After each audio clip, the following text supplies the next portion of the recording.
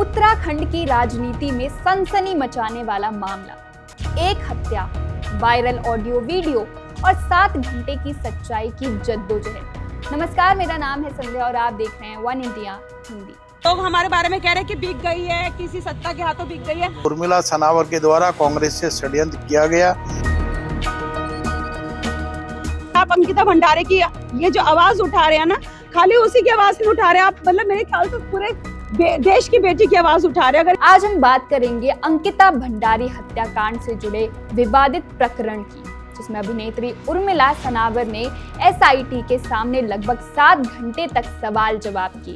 ये पूछताछ केवल फॉर्मेलिटी नहीं थी, हर सवाल पर 4 से 5 सीसीटीवी कैमरे लगे थे और पूरी बातचीत रिकॉर्ड की गई थी। एसआईटी का मकसद था वायरल वीडियो, ऑडियो के सोर्स, समय, संदर्भ और उन वायरल सबूतों में जिन वीआईपी नेताओं के नाम आए उनकी पहचान करना। उर्मिला ने बताया कि उन्होंने सभी ऑडियो क्लिप एसआईटी को सौंप दी है और हर रिकॉर्डिंग का समय और संदर्भ भी स्पष्ट किया है। उर्मिला ने मीडिया से कहा, मैं किसी पार्टी के हाथों नहीं बिकी हूँ, न बीजेपी न कांग्रेस, मैं सिर्फ सच के साथ खड़ी हूँ।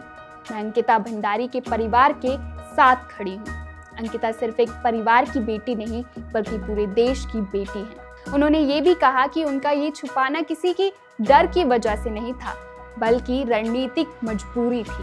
उर्मिला का दावा है कि उनके खिलाफ हत्या की साजिश भी रची गई थी। उन्होंने बताया कि उन्हें रात में गाड़ियों से घर तक घेरा गया और जान बचाने के लिए जगह बदलनी पड़ी।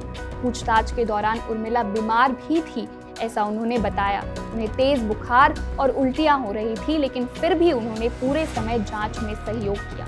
उनके अधिवक्ता ने बताया, पूछताछ पूरी तरह से कानूनी और सौम्य तरीके से हुई, कोई अमानवीय व्यवहार नहीं किया गया।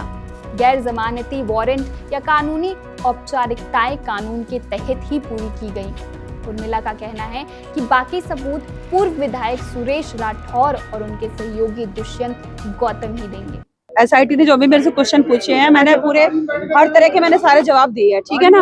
और ये 6-7 घंटे मेरे ख्याल से एसआईटी जांच चली है, सब दिए, पूरी रिकॉर्डिंग भी बताई, टाइम भी बताया, हर चीज जो पूछा इतने घंटे आप पता कि बातचीत चली है। तो ऑडियो रिकॉर्डिंग के अलावा कोई अन्य सबूत भी आपके पास जो आपने एसआईटी को दिए हैं? वो देखिए, बाकी सुरेश राठौर देगा, क्योंकि सुरेश राठौर और वो बहुत ज्यादा लंगोटिया यार थे, दुष्यंत कुमार गौतम, तो उन्हीं को पता है, उसी के विषय में वही।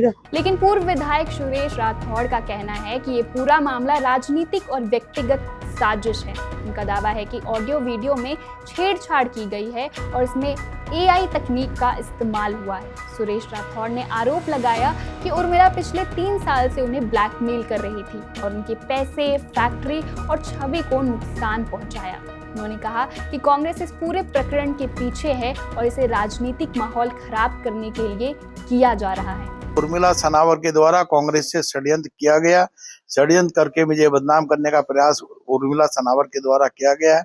2 पक्षों के बीच की वार्ता को तोड़ मरोड़ कर, डीफेक करके, मेल्ट करके, उसको ऑडियो से वीडियो बनाकर उत्तेजना फैलाना आपराधिक काम है। मेरे द्वारा कभी आज तक कोई ऑडियो वीडियो कहीं भी पोस्ट नहीं की गई और ना मैं इस तरह का करना चाहता हूँ। इस तरह के माहौल को खराब नहीं किया जाना चाहिए और कांग्रेस को इस प्रकार की शर्मनाक राजनीति नहीं करनी चाहिए।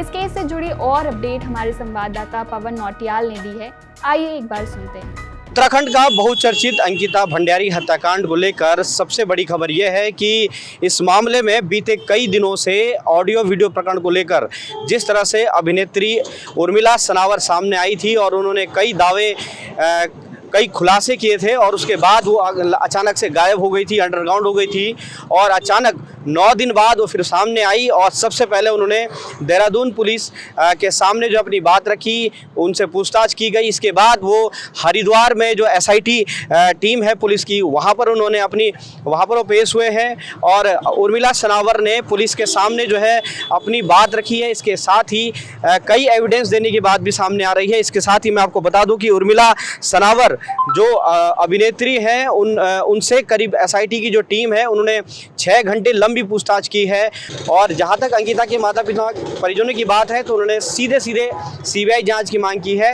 अब देखना है कि सरकार का इस मामले पर क्या रुख रहता है। देहरादून से कैमरा पर्सन अरुण परदेशी के साथ पवन नौटियाल, वन इंडिया हिंदी के लिए। अब सवाल ये है कि क्या इस लंबी और जटिल पूछताछ से अंकिता भंडारी केस की सच्चाई सामने आएगी? क्या वायरल ऑडियो वीडियो के पीछे की कहानी जनता तक पहुंचेगी? और क्या उत्तराखंड की जनता को मिलेगा सच्चा न्याय, या ये मामला राजनीतिक बहस का हिस्सा ही बनकर रह जाएगा? Subscribe to One India and never miss an update.